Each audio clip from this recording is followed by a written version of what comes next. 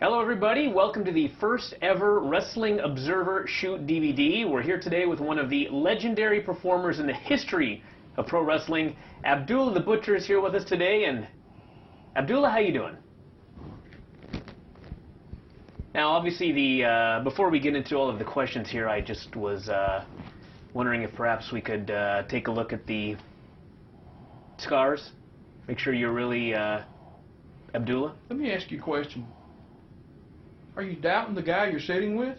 Well, I'm not so much doubting him, but I mean the scars are very... Is it doubt or is it fear? More, Yeah, go ahead and say it. Well, Yeah, okay. It's fear. Do you want that? Gee. Well, there you go. Everybody, this is Honest John. This is the manager, Abdullah the Butcher. He's going to be helping us here today with a few of these questions here. Abdullah, I watched one of your a DVD on you, and I heard that you were one of 8 children. Is that correct? Yes, there was 9, but 1 passed. 1 passed. Yes. Now, what was it like growing up with 7 siblings? Were you the youngest? No, I had a sister who was younger than me, then I had a brother older than me, then I had another sister older than me, and we lived in a wartime house. They built the houses during the war, and they had 2 bedrooms, front room, a kitchen, and a bathroom, and we all lived in that one house. My 4 sisters, they slept together in 1 bed. My brothers slept on the couch, which you could pull out to a bed, right? And I slept on a cot with my mother. I mean, like with my, like in my mother's bedroom on a cot, and my mother and dad slept together. See? Yeah, I'd seen an interview with your mom, and she talked about how she lived in that same house. Like this was filmed 4 or 5 years ago. She lived in that house the entire time. They ripped me off. Those people ripped me off. Won't mention any names here, but I know they ripped me off. They lied to me on that. Did they really? Yeah. What happened? Tell that story. They told me that was only going to be shown in Canada. And it was shown all over. Yeah, they showed it all over. It was on YouTube. Right. Yeah. I didn't get nothing for that. They give my mother a little lousy $200. $200. Yeah, I was so pissed off. I made a few phone calls, but I said, "No, I better don't go that far." So that's why I'm very careful when I talk to the white man, the black man too. How long was it into your career that you were able to go up to her as she was working and just say, "This is it, you're done"? No, when I was a kid, I used to sell newspapers. I used to stand on the corner, and I'd be crying on the corner with my papers in my hand. But in Windsor, Ontario, in those days, there wasn't that many, blacks in Windsor, Ontario. Yeah. White man came up to me. He said, "What's wrong, son?" I said, "If I don't sell my papers, I can't go home." So the man would say, "Oh, son, that's okay," and he'd reach in his pocket, and he'd hand me a couple of dollars. In those days, a couple of dollars was a lot of money. And when he left, I said, "Thank you, sir." And I'd go across the street. He'd be gone. I'd go across the street, stand on the other corner, do the same thing. Anyways, one day, I'm doing the same thing. I'm crying. This is in the daytime. And my dad's walking down the street. When he's walking down the street, he sees this white man over me, he comes running across the street. He says, "What are you doing to my son?" Right? And he says, if this is your son, you should be ashamed of yourself, telling your son that if he don't sell his papers, he can't come home. My dad apologized to the man and said, "Sir, I understand." He grabbed me by my ear like this here and took me home, told my mother what happened. Then my dad whooped my ass for begging. Yeah. That was it. Was it like your first experience in being a chance to work a crowd, so to speak? When I used to shine shoes, like when I was a kid, people would come into the place and they'd say have like a pair of shoes on. I look at the man and say, "Sir, oh, those are beautiful shoes," right? And I'd be shining the guy's shoes. I say, "Oh yeah, maybe." And the guy said, "Well, you keep working the way you're working. One day, you might have a pair of shoes like this, right?" And the guy would get down, and he'd hand me $1. The shoe shine was only 15 cents. He'd hand me $1. And when he walked outside, I'd tell the other shoe shine guys, those damn shoes were so damn cheap. You know what I mean? But I had to put them over. Sure, yeah. You know, for him to give me a tip. Yeah. Yeah. When did you, do you remember like the first wrestling match that you ever saw? The first wrestling match I ever saw? At the Windsor Arena. Not the Windsor Arena, at the Windsor Market. There was a wrestler named Johnny Gates. He's an old-timer. Mm-hmm. And I knew his son, but I was doing karate and stuff like that. And he said to me, he says, how would you like to be a wrestler? I said, no, I don't want that. Then down the line, I met a guy by the name of Joe Pedicino. Mm-hmm. He was the manager of the Windsor Arena. Then he said, why don't you be a wrestler? He said, I want to introduce you to Jack Britton. So he introduced me to Jack Britton, who was the promoter, right? He said, how would you like to be a wrestler? I said, all that stuff is fake and this and that. He said, how would you like to make money? And I looked at him like that. How much kind of money? He told me. And all of a sudden I said, well, he said, I'll pick you up tomorrow, take you to Detroit. He took me to Detroit where they had the gym. And then I went in there, started doing some stuff. And the guy looked at me and said, you're a natural, right? And there was another promoter. Jack Britton's partner was, his name was Bert Ruby. Mm-hmm. And Bert came to me and says, Kiddo, he says, you're a professional. And that's how it started. Now, when he first asked you if you wanted to be a wrestler and you said no, as a young kid, I mean, what did you want to be when you grew up? What were some of the early ideas for careers? I wanted my own business. Mm-hmm. I had a janitorial service. I had a used clothing store. I used to go to the white people's houses, knock on their doors, right? Knock on the doors, and I'd be there. I'd say, I'd like to, do you have any old clothes? What do you want them for? I want them for my kids. I wasn't even married then, right? And they would give me the clothes. I'd put them in my truck. Then I'd take them back to my store, right? So one day, I'm bringing the stuff from the back, and this white lady happens to come in. She goes, is this your store? I says, yes, ma'am. She says, oh, okay. She left. Then they had a little ad in the paper, you know, like how the man got the clothes, like knocking on doors, begging and stuff like that. And then the next day, the place was packed, the line up outside.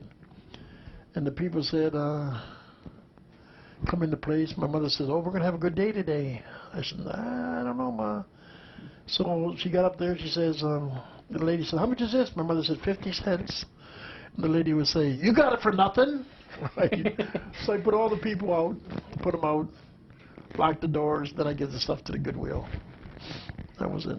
Now, your mom talked about you training people at karate, and I think she said judo. What martial arts did you, I mean, who taught you this when you were young? His name was Dick Burns. Like he used to teach the police, mm-hmm. you know. And down the line, I ended up beating him, my instructor, right? And I carried a 7th degree, and let me show you I'm a 7th degree. I have to carry a license. Really? And not a prison license. Yeah. Yeah.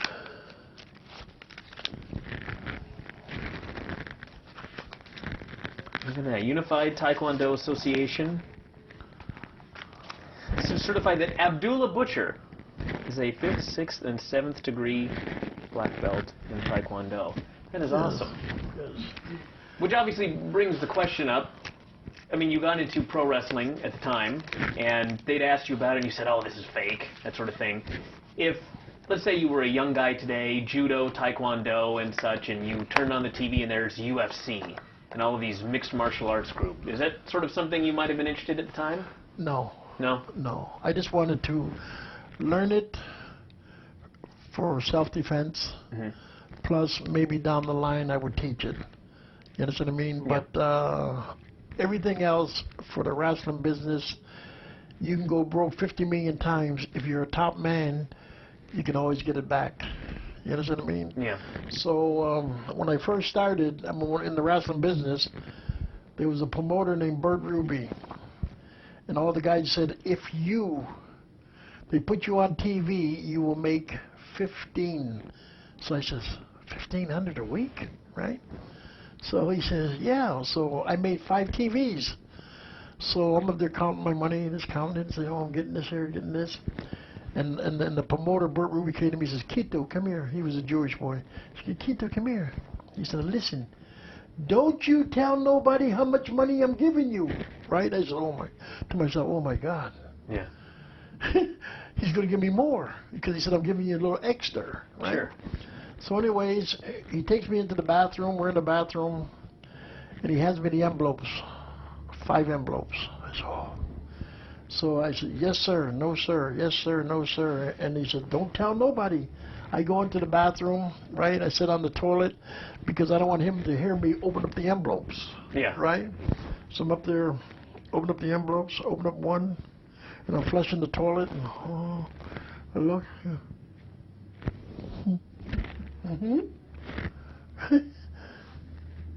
$15. One TV, right? So when he said extra, so maybe it's in the other one. I opened the other one, boom, boom, boom. 15, 15, 15, right? 15. So I go to Gino Brito and I said, Gino, how much money do you get for TV, right? And he says, if you're good and Bert Ruby likes you, he will give you extra. But most of the time, the guys make $10. So what he done, he gave me an extra $5, right? Now that's $75 for all these TVs, like my gas, my this, my that. And I want to say, holy shit, how can I make it, right? Because I started letting my business go down, my janitorial service go down, right? Then all of a sudden, then I started moving. But for 1 year, I didn't make no money. I used to make trips, I was in Cobo Hall, and the place we drew $65,000. Back then, that's a lot of money. I've been in business 49 years. That's a lot of money. And the guys all said, "Oh, this is it, the big one." Then the small houses, you might pick up maybe 100, 150, 200, whatever. And the guy handed me my check. Cobo Hall, huh? $65, right? Maybe Akron, Ohio, $35. Yeah. Maybe this place, 35, 25. When you added it all up, you didn't even pay for your gas. Yeah. Right? So that's what happened. So for the first year, when you're going all over the place and you're making $15 and $35, I mean, after training, did you really fall in love with it, or what kept you going for that first year when you were making no money? Well, number one, I lost my business, my janitorial, because I used to do all the Vic Tanny gyms. That's a long time ago. Vic Tanny gyms. I don't know if you ever heard of them or not. But I had all those contracts from Windsor, Ontario, Detroit, Michigan, Dearborn, Grosse Pointe, and Livonia. I had that contract. Then when I started coming into the wrestling business, right, I started letting it go. They let me go, right? Yeah. So I had no choice.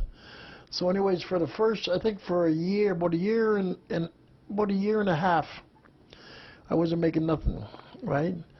And I went to my dad and I said, Dad, would you do me a favor, please? I says, could you lend me some money? He says, for what? He said, you're a big-time wrestler, right, Dad? He said, you want to be a bum? You know what I mean? People are calling up asking you, asking about you, about paying your bills. You owe money for wax, money for this. And I tell them, oh, he's out of town, but he'll be back, such and such. And then when they would call me, they say, oh, this is, the collector for this, like that. And I go, I'm very sorry, but he's not in. Then they say, well, when will he be back, right? I think he'll be back next week. Okay, thank you, right? I'd done this for a while. Then all of a sudden, back in 1962, I was going to lose my house, right? Mm-hmm. And so what the hell can I do? What can I do? That's when they bought out the 1962 T-Bird. The T-Bird, right? Yeah.